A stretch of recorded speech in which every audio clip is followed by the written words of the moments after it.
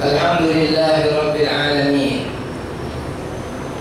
Wassalatu wassalamu ala sayyidil mursalin Sayyidina wa nabiyyina wa maulana Muhammadin wa ala alihi wa sahbihi ajma'in, amma ba'du. Hadirin hadirat yang dimuliakan Allah Subhanahu wa ta'ala, Alhamdulillahi Rabbil Alamin.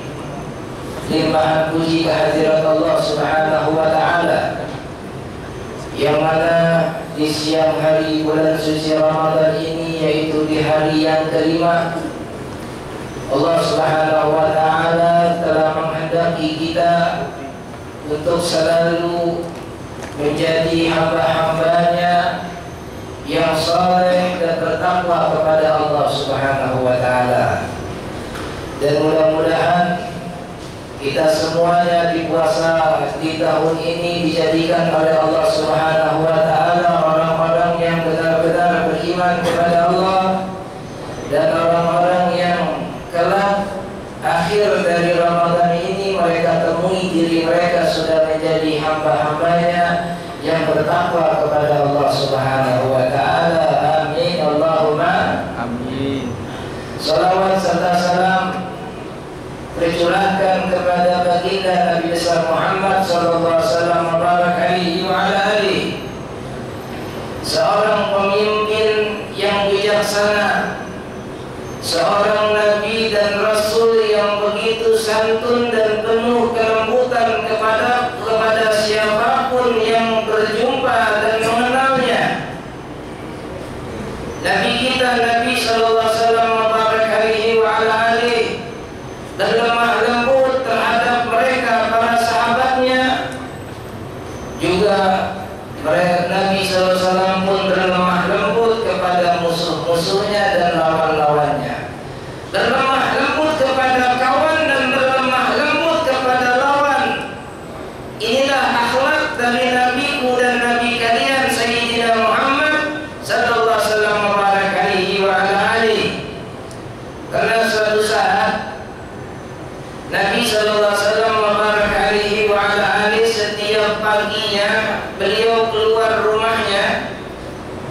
Apa yang beliau lakukan? Beliau menuju ke pasar. Apa yang beliau lakukan ke pasar? Beliau menyuapin, kalau kita menyuapkan beberapa makanan kepada siapa yang disuapinkan ini? Kepada seorang nenek-nenek yang beragama Yahudi. Nabi sallallahu alaihi wasallam mubarak alaihi wa ala alihi sudah wafat.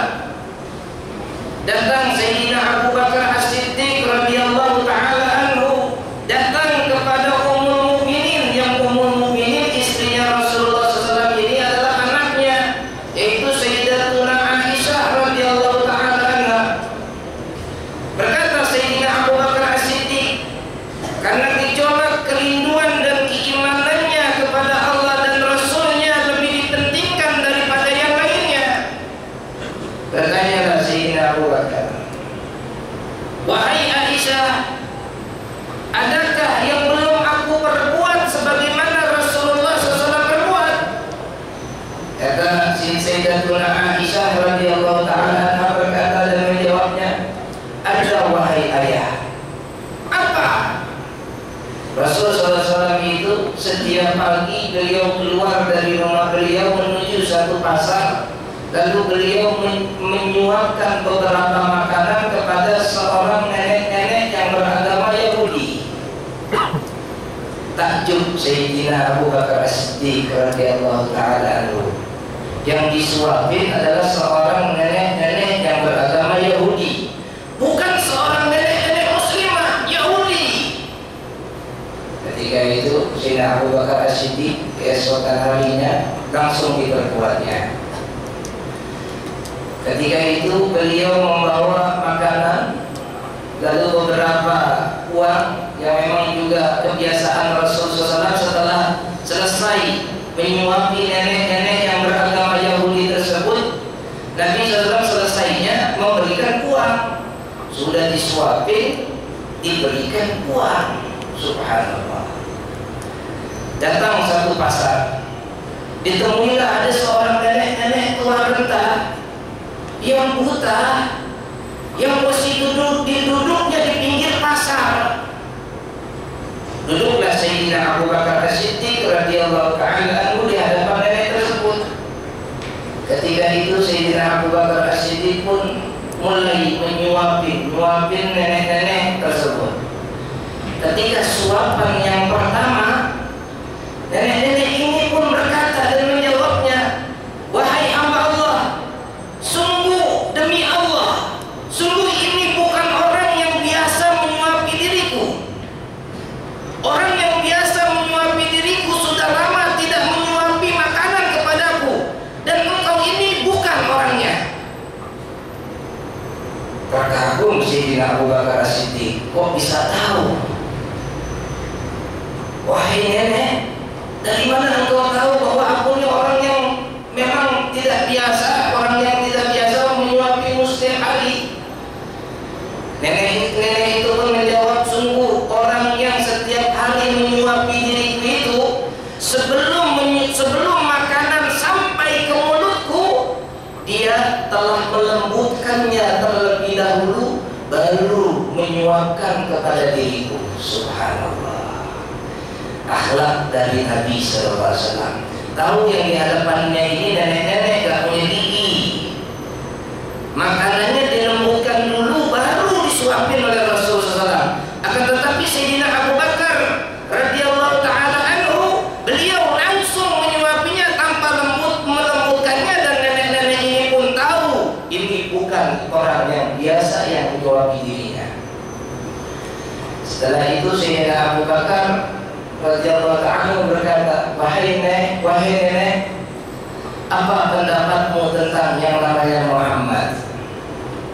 Nenek ini pun berkata, oh, itu yang namanya Muhammad, itu orang yang di Madinah ini adalah orang yang paling aku benci.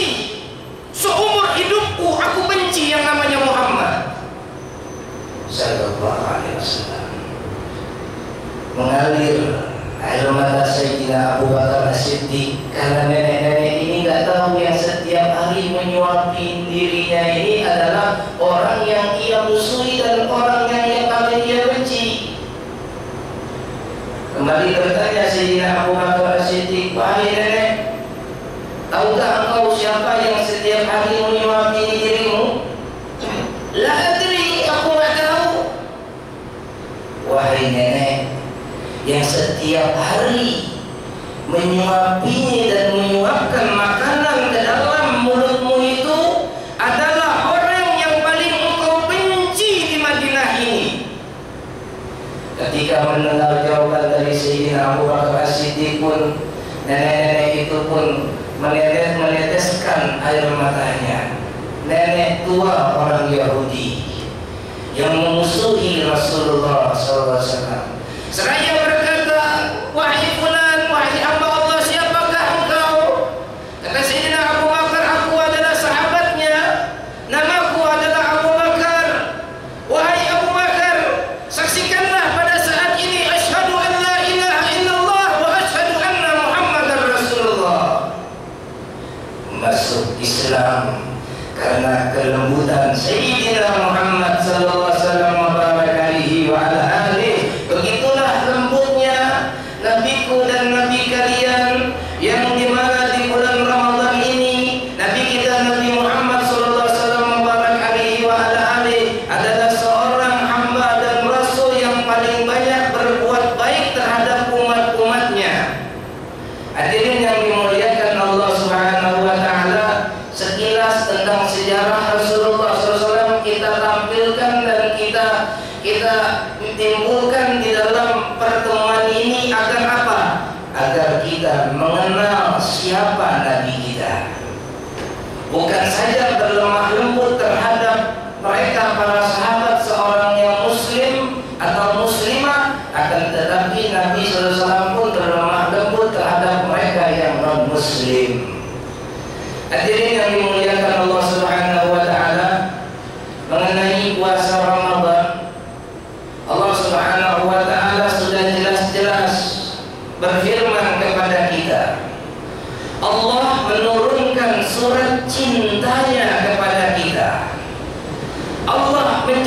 melanjutkan puasa Ramadan dengan rasa rahmatnya dan kasih sayangnya kepada kita melalui Nabi kita Nabi Muhammad sallallahu alaihi wasallam wa alihi.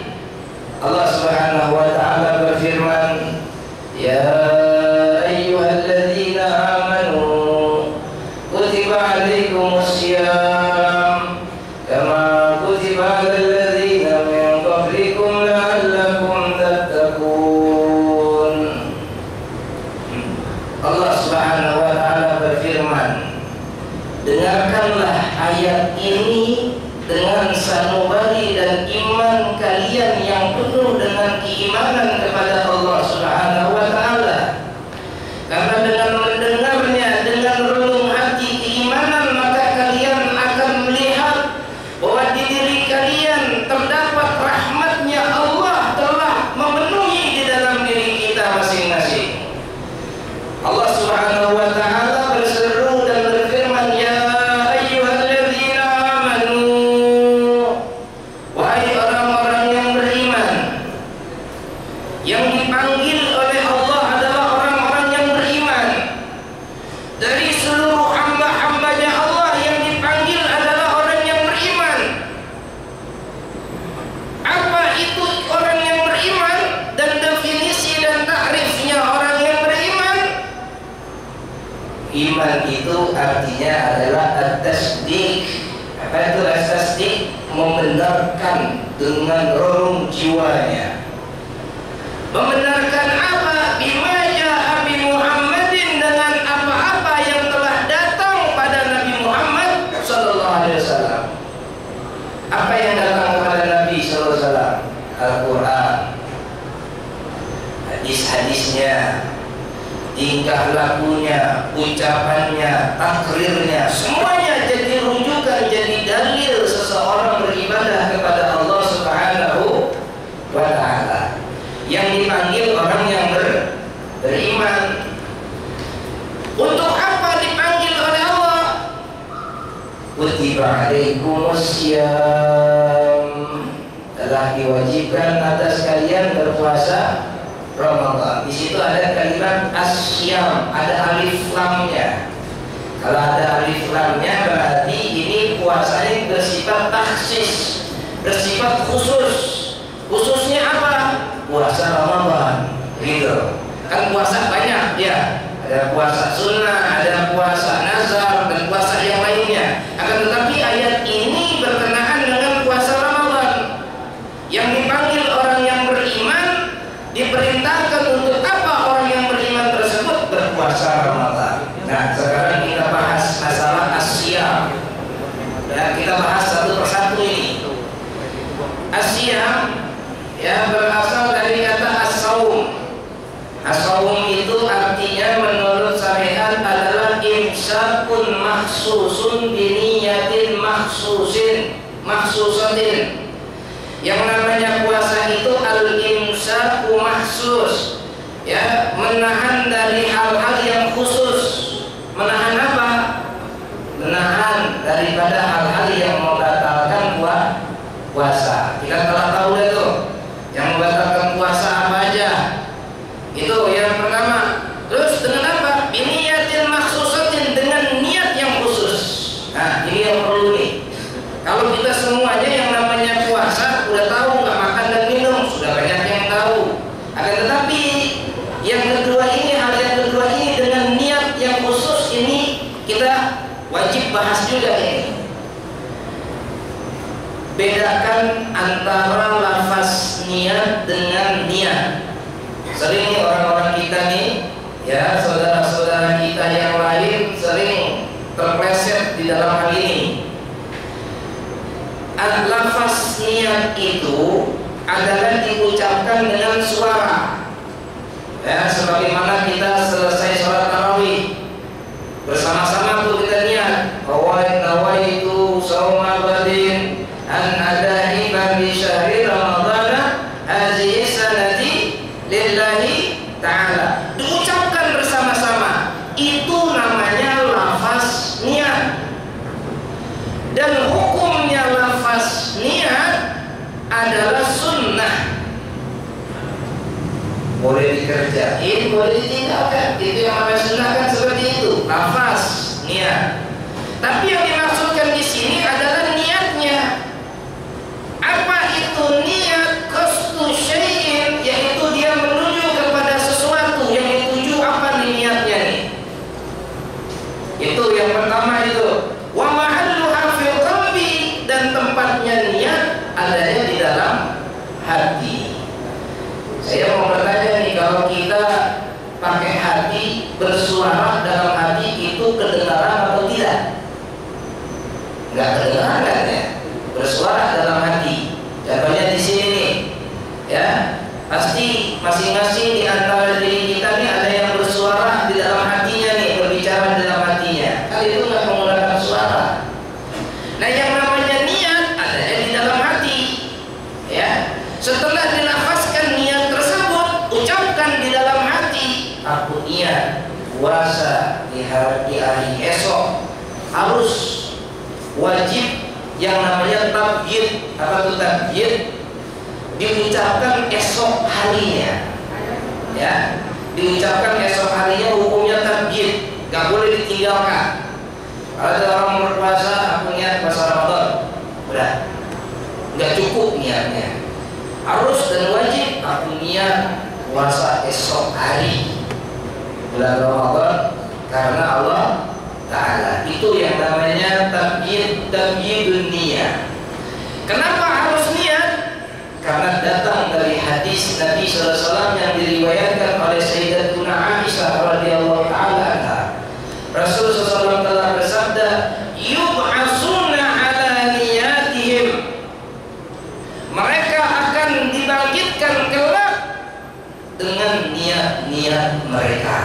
Nah, nanti ini kita akan dibangkitkan kelak dengan niat-niat kita masing-masing. Oleh sebab itu, mazhab Imam Syafi'i rahimahullah dan mazhab yang lainnya juga mengatakan yang namanya tempatnya niat itu di dalam hati. Itu yang namanya puasa. Itu. Terus apa saja yang ada di dalam puasa? Kita telah mengetahui, oh berarti yang namanya puasa nggak makan dan minum, baik. Terus adanya niat dan tempatnya niat di dalam hati. Menggunakan bahasa apa di dalam hati? Apakah bahasa Arab juga atau bahasa selain bahasa Arab, yaitu bahasa Indonesia? Boleh dengan bahasa apapun. Yang paling afdol adalah bahasa Arab. Kalau kita mengerti dan memahami bahasa Arab yang kita ucapkan di dalam hati kita. Tapi kalau misalnya saya belum bisa untuk memahami arti bahasa Arab, gimana nih? Cukup dengan bahasa Indonesia, itu lebih daripada cukup. Itu yang namanya niat. Dan yang namanya niat yang perlu diperhatikan adalah yang namanya itu fi kulli yaumin, di setiap hari. Jadi setiap malam harus niat, ya. Kalau tidak niat setiap malamnya, maka puasa tersebut batal. Ini mazhab Imam Syafi'i rahimahullah. Kenapa kok harus niat setiap hari? Karena puasa Ramadan ini nilainya itu sama dengan sholatul maktubah, sholat yang 5 waktu. Coba kita perhatikan sholat 5 waktu kita.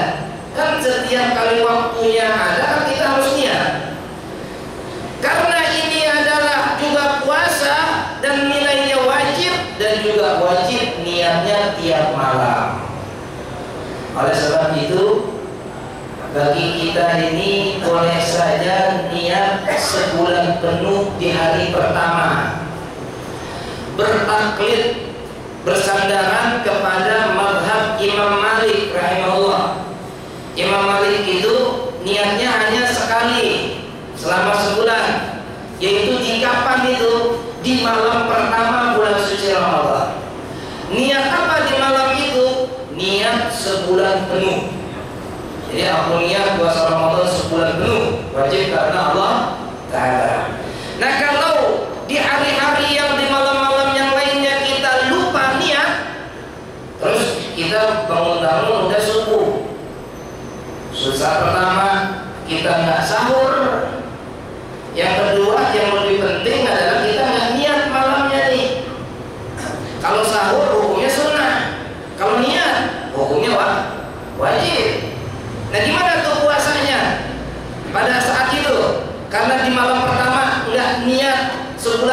maka puasanya batal. Tapi meskipun batal puasanya, dia wajib imsak. Apa itu wajib imsak?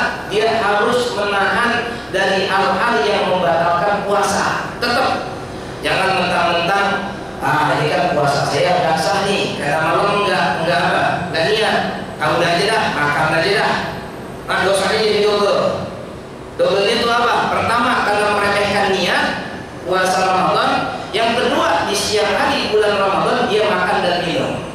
Ya, jadinya meskipun puasanya tidak sah, wajib imsak, wajib dia menahan dari hal-hal yang membatalkan puasa. Itu yang namanya niat. Kalau misalnya di malam pertama udah niat sebulan penuh, terus ada di satu malam kita nggak niat, nah berarti puasanya itu masih sah.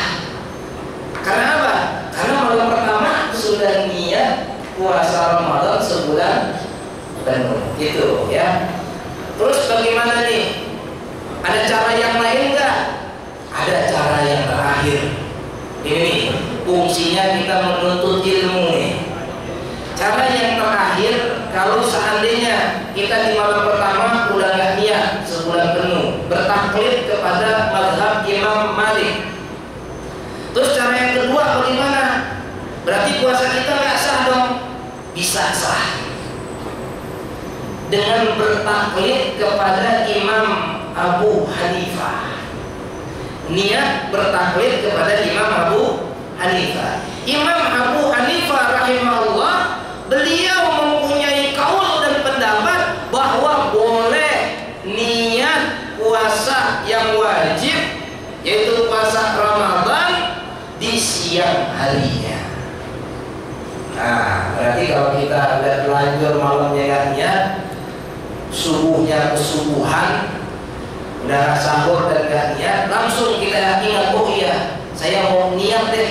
Niat kepada siapa? Bertaklid kepada Imam Abu Hanifah. Akan tetapi ya, itu memang puasanya sah. Akan tetapi lebih kehati-hatian kita lagi, selesai bulan Ramadan kita apakan lagi? Kita qadha lagi puasanya. Itu yang namanya niat. Selesai masalah niat. Nah, sekarang hal-hal yang membatalkan puasa, banyak hal-hal yang membatalkan puasa. Ya, di antaranya yang sering kita lakukan. Di situ di dalam ilmu fikih disebutkan usulu ainin ila jawfi, memasukkan benda ke rongga. Apa sih rongga? Ini lubang telinga kita, ini namanya rongga. Lubang hidung, rongga. Tenggorokan, rongga. Terus apa lagi? Urat kita nih, rongga. Terus apa lagi? Kemaluan depan kita, berongga. Kemaluan belakang kita, berongga. Apapun yang masuk dari yang disebutkan rongga, maka batal puasa kita. Timbul permasalahan di zaman sekarang. Bagaimana hukumnya menyuntik di siang hari bulan Ramadan? Maksudnya nyuntik di sini bukan nyuntik yang haram ya. Maksudnya nyuntik di sini dia lagi sakit nih, sakit lalu disuntik sama dokter. Maka ada 3 bahasannya, ada 3 ulama yang membahas ini.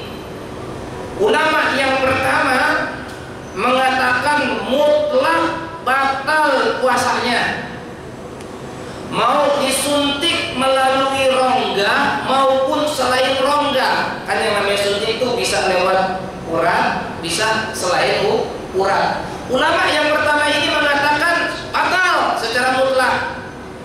Dan ulama yang pertama ini pendapatnya dhaif, pendapatnya lemah. Ya. Terus ulama yang kedua, beliau berkata, orang yang menyuntik di siang hari bulan Ramadan itu puasanya masih sah, mau disuntik melalui rongga ataupun selain rongga, sah puasanya. Dan pendapat ulama yang kedua ini pun lemah. Nah, yang paling arjah, yang paling kuat adalah pendapat ulama yang ketiga ini. Karena pendapat ulama yang ketiga ini ya diperincikan. Ya, kata ulama yang ketiga ini berkata, kalau yang disuntiknya itu berupa sari-sari makanan, ya pakai kita ini infus itu kan airnya mengandung sari-sari makanan kan. Dan sebab itu kalau orang diinfus bawaannya kenyang aja dia, nggak makan juga enak dia. Ya, kalau yang berasal bendanya itu sari-sari makanan dan itu ditusukkan jarum ke rongga dan masuk itu sari makanan ke rongga ini yang disebut dengan urat, itu mutlak puasanya batal. Akan tetapi ya, kalau nyuntiknya tanpa rongga, tanpa urat, maka puasanya masih sah. Nah, ini yang terjadi di kaum wanita ini. Ya, istri-istri kita di rumah terkadang sudah di dalam bulan Ramadan juga ada yang apa tuh? Yang suntik KB. Betul nggak? Suntik KB. Nah, gimana tuh hukum suntik KB? Nah, itu kalau misalnya dia suntiknya misalnya di sini di lengan atau di belakangnya gitu ya, yang tanpa berongga itu puasanya masih sah. Ya, puasanya masih sah. Karena apa? Karena menyuntik di selain rongga itu sama hukumnya seperti kita mandi di siang hari bulan Ramadan. Mandi di siang hari bulan Ramadan, puasa kita batal atau masih tetap sah? Masih tetap sah. Padahal air itu masuk ke dalam pori-pori kita. Makanya kalau orang lagi lemes banget nih, terus dia mandi di siang hari bulan Ramadan, seger nggak rasanya? Seger. Kenapa? Karena air masuk ke dalam pori-pori. Padahal kan yang namanya air kan masuk ke dalam tubuh kita, dan kalau masuknya ke dalam pori-pori tidak membatalkan puasa. Itulah hukum seseorang yang menyuntik di siang hari bulan Ramadan, ya, di lengannya atau di tempat yang tidak berongga. Nah, sekarang bagaimana hukumnya mandi di siang hari bulan Ramadan? Ada beberapa hal ulama kita menyampaikannya. Kalau daripada mandi wajib, ya, mandi wajib ini atau mandi Jumat, kita kan disunahkan ada mandi wajib ya. Kalau berkenaan dengan mandi wajib atau mandi sunnah, yaitu mandi sholat Jumat itu, kalau seandainya kita lagi mandi nih, tiba-tiba air masuk kemana? Ke telinga kita. Mandi wajib nih, malamnya kita berjima sama istri kita, terus mau mandi nih, sahur dulu deh, habis sahur baru mandi, dan terbukti habis sahur itu udah waktunya apa? Waktunya sudah waktu subuh. Nah, gimana? Dia wajib mandi. Nah, ketika dia mandi wajib, ya, lalu terbukti air masuk ke dalam telinganya, maka para ulama mengatakan kalau untuk mandi wajib dan mandi sunnah, kalau air masuk ke dalam telinga maka puasanya sah, masih sah. Tapi kalau mandi biasa nih di siang hari bulan Ramadan, nggak tahu gue bagaimana mandi nih, wah, nggak tahunya air masuk ke dalam telinga, nggak sengaja, tidak sengaja. Para ulama mengatakan puasanya batal. Nah, berarti hukum mandi ada dua ya. Pertama mandi wajib dengan mandi sunnah, yang kedua mandi biasa. Kalau mandi wajib dan mandi sunnah masuk ke dalam telinga, batal puasanya. Kalau mandi biasa, air masuk ke dalam